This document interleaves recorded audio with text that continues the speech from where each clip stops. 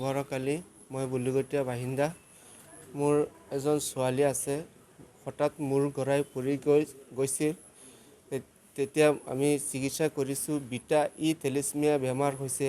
1 বছৰ ধৰি মাহেকত 2বাৰ ৰক্ত বঢ়াব লাগে। এতিয়া আমি আৰ্থিক অৱস্থা বেয়া।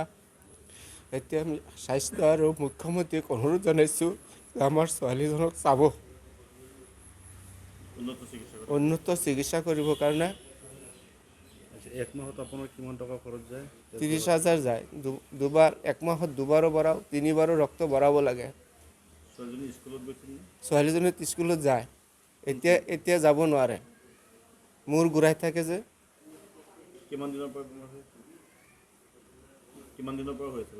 বেমাৰটো 1 বছৰ হৈছে। ইমান দিনে ক'ত চিকিৎসা কৰালে? নগাঁৱত কৰাইছোঁ আৰু গুৱাহাটীত কৰাইছোঁ। ভাল হোৱা নাই। বৰ্তমান কেনেকৈ চলি আছে? আপুনি কেনেকৈ চলি আছে? বৰ্তমান ছোৱালীজনী কেনেকৈ চলি আছে? বৰ্তমান ছোৱালীজন ব্লাড দি আমি ৰাখিছোঁ। তাৰ বন মেৰু ট্ৰান্সফাৰ কৰিবৰ কাৰণে কৈছিল, ডক্টৰে কৈছে প্ৰায় 40 লাখ টকা যাব। এইখিনি আপোনালোকৰ সমৰ্থ নাই? এইখিনি আমাৰ সমৰ্থটো নহয়, নাই। মুখ্যমন্ত্ৰী কি ক'লে? মুখ্যমন্ত্ৰীক অনুৰোধ জনাওঁ যে আমাৰ ছোৱালীজনীক সহায় কৰে। মই বলিকটীয়াৰে বাসিন্দা।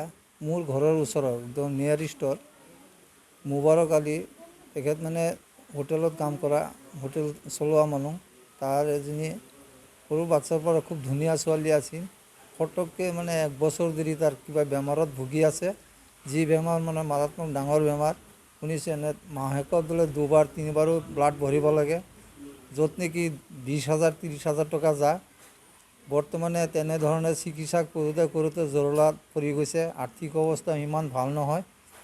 গতিকে মই মুখ্যমন্ত্ৰীক সমজুৱা হৈ পেলাই অনুৰোধ ৰাখিলোঁ যে তাৰ চিকিৎসাৰ ভিত্তিত চিকিৎসা হোৱাৰ কাৰণে যাতে ছোৱালীজনী পৃথিৱীত বাচি থাকিব পাৰে, তাৰ বাবে বাহিৰত চিকিৎসাৰ কাৰণে সহায় সুযোগ আগবঢ়াই যেন, সেইবাবে অনুৰোধ ৰাখিলোঁ। যিকোনো খবৰৰ বাবে যোগাযোগ কৰক 7099017330 লগতে 7099017110 নম্বৰত।